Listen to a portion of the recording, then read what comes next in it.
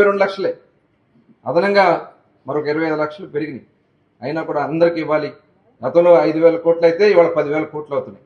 దీనికోసం మరి ఈ కార్యక్రమం చేస్తాను. అలాగే మొన్న చూశారు, రోడ్లన్నీ కూడా గుంతలుగా ఉండేవి, ఆ రిపేర్లు చేసాం. గుంతల భయం లేకుండా చేయడానికి రిపేర్లు చేయించాం.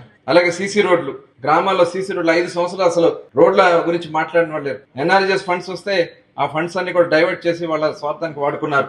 ఇవాళ గ్రామాల్లో దాదాపు 30,000 కిలోమీటర్ల సీసీ రోడ్లు వేసినటువంటి ఘనత ఇవాళ పల్లె పండుగ కార్యక్రమంలో ఇవాళ నారా చంద్రబాబు నాయుడు గారిది, పవన్ కళ్యాణ్ గారిది అని చెప్పి సందర్భంగా మీ అందరూ కూడా తెలియజేస్తాను. అంటే ఒక మంచి ఆలోచనతో కేంద్రం నుంచి రావాల్సినటువంటి నిధులు సక్రమంగా ఖర్చు పెడుతూ ఇవాళ ప్రజలకి ఒక సుపరిపాలన అందించే కార్యక్రమం చేస్తా ఉన్నాం. ఇవాళ దీన్ని డైవర్ట్ చేయడానికి రకరకాలైనటువంటి ఎత్తుగడలు చేస్తా ఉన్నారు. మనం చూసాం ఏదో ఒక నెపంతో. మొన్న పల్నాడు వెళ్ళి ఎప్పుడో సంవత్సరం కింద చనిపోయినటువంటి వ్యక్తిని పరామర్శ చేస్తూ అక్కడ ఒక వ్యక్తిని కారు కింద వేసి తొక్కేశారు. చనిపోయాడు అతను, మాకు సంబంధం లేదన్నారు. మళ్ళీ పిలిచి వాళ్ళకి డబ్బులు ఇచ్చారు. అంటే ఏంటిది? మొన్న చూసాం ఒక పాస్టర్ ప్రవీణ్, ఆయన రాజమండ్రికి సంబంధించినటువంటి ఒక పాస్టరు, ఆయన యాక్సిడెంట్లో చనిపోతే దాన్ని ఒక వర్గాలకు అంటగట్టాలని చెప్పి ప్రయత్నం చేసి, అంటే అశాంతిని సృష్టించాలి, గొడవలు సృష్టించాలనేది ఆవిడ నాయకత్వం యొక్క విధానం. ఇవాళ మనం అందరం కూడా ఆలోచించేయాలి. ఇవాళ చక్కటి పరిపాలన అందిస్తున్నాం, శాంతి భద్రతలు ఎక్కడైనా ఇబ్బందులు వస్తే ఇమ్మీడియట్గా యాక్షన్ తీసుకుంటున్నాం, సుపరిపాలన అందిస్తున్నాం.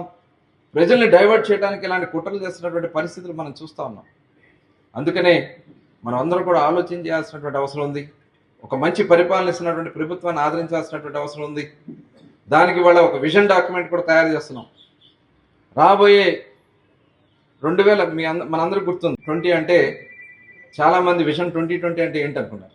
ఏముంది దానివల్ల? కంప్యూటర్ వల్ల ఒక ఉపయోగం ఉందన్నారు. కానీ ఇవాళ ప్రపంచంలో ఏ దేశంకి వెళ్ళినా తెలుగు వాళ్ళు ఉన్నారంటే ఆనాడు చంద్రబాబు నాయుడు గారు తీసుకున్నటువంటి ఆ కంప్యూటర్స్ విజన్ 2020 అనే విషయాన్ని ఈ సందర్భంగా మనం గుర్తు చేసుకోవాలి. మన గ్రామంలో ఒకళ్ళో ఇద్దరు ఎవరొకరు వాళ్ళు విదేశాల్లో ఉన్నారంటే దానికి కారణం చంద్రబాబు నాయుడు గారు.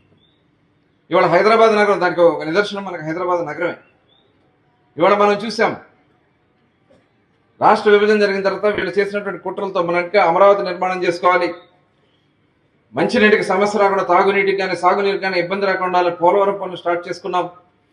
ఇవాళ అవన్నీ కూడా ఆగిపోయినాయి. ఇవాళ కేంద్రంతో మళ్ళీ అవన్నీ కూడా సాధించుకుంటూ వస్తున్నాం. పోలవరానికి నిధులు తీసుకొచ్చారు, పోలవరం పనులు స్టార్ట్ అయింది. అమరావతికి నిధులు ఇచ్చారు, అమరావతి పనులు స్టార్ట్ చేస్తున్నాం. ఇవాళ అనేక సంక్షేమ కార్యక్రమాలు కూడా కేంద్ర ప్రభుత్వం ఇస్తుంది. స్టీల్ ప్లాంట్ అమ్మేయాలని ప్రయత్నం చేస్తే స్టీల్ ప్లాంట్కి నిధులు ఇచ్చి మళ్ళీ స్టీల్ ప్లాంట్ని ఇవాళ రన్నింగ్లో తీసుకొచ్చాం. ప్రత్యేక రైల్వే జోన్ ఇచ్చారు. ఇవాళ ఎక్కడ ఏ అవకాశాలు ఉంటాయో అన్నీ కూడా చేసుకుంటూ ప్రభుత్వం ఒక మంచి పరిపాలన, మంచి ఆలోచనతో మనం ముందుకెళ్తున్నాం. కానీ ఇలాంటి కుట్రలు చేస్తున్నటువంటి పరిస్థితిని మనం అందరూ కూడా గమనించాలి. ఇవాళ ఏదైతే విజన్ 2047 విజన్ ఇచ్చారో దాంట్లో గ్రామాల్లో ఉన్నటువంటి తలసరి ఆదాయం, ఇప్పుడు ఇందాక పెద్దలు చెప్పినట్లుగా కలిదిండి మండలం కానీ కైకలూరు నియోజకవర్గమే రాష్ట్రంలో ప్రథమ స్థానంలో ఉంది తలసరి ఆదాయంలో. కానీ ఇంకా ఇక్కడ పేదరికం ఉంది. ఆ పేదరికాన్ని ఐడెంటిఫై చేయాలి. కొంతమంది ఆర్థికంగా బలోపేతమైన ఇంకా తక్కువ కుటుంబాలు ఉన్నాయి.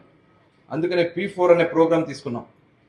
ఈ P4 ప్రోగ్రాం కింద అంటే ప్రజలను కూడా దాంట్లో భాగస్వాములు చేసి ప్రభుత్వం, అలాగే ప్రభుత్వ సంస్థలు, ప్రైవేట్ సంస్థలు, ప్రజలను కూడా భాగస్వామ్యం చేసి ఇవాళ వాళ్ళకి చేయూతనిచ్చి వాళ్ళని కూడా అభివృద్ధిలో తీసుకురావాలనేది P4 యొక్క ముఖ్య ఉద్దేశం. బహుశా నాకు తెలిసి ఈ ప్రపంచంలో ఏ దేశంలో కూడా జరగని విధంగా మొట్టమొదటిసారిగా రాబోయే 2029 నాటికి ఈ రాష్ట్రంలో పేదరికం ఉన్న కుటుంబాలు లేకుండా చేయాలనేది ముఖ్యమంత్రి గారి యొక్క ఆలోచన. దానికి ఇవాళ శ్రీకారం చుట్టబోతా ఉన్నాం.